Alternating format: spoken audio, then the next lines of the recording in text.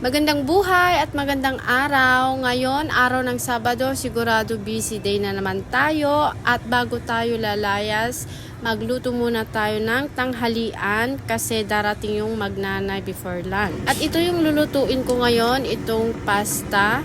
Tapos magpiprito lang ako ng sausages, sunny side up egg, at saka itong mushroom shumai. At eto na, naggisa na ako ng bawang. Tapos nilagay ko na din yung ating konting gulay na cauliflower. Igisa lang natin ng saglit, tapos lagyan ng konting tubig para naman maluto yung ating cauliflower.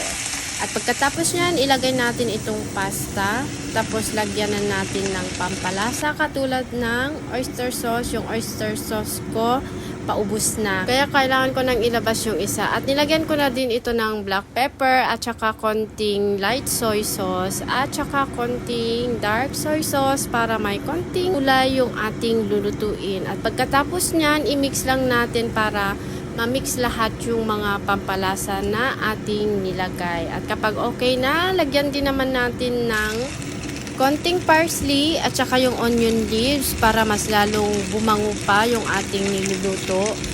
Tapos nagluto talaga ako kasi tinanong ko yung aking amo kung kakain ba sila ng lunch dito sa bahay. Ganun kasi ako kapag lumalabas sila, tinatanong ko na kung kakain sila sa bahay or kakain sila sa labas para naman makapag-prepare ako ng kanilang kakainin bago sila dumating. At eto na yung aking niluto. Ito para kay alaga kong babae at syempre ito naman yung sa magnanay, yung alaga kong panganay at kay madam. So ayan.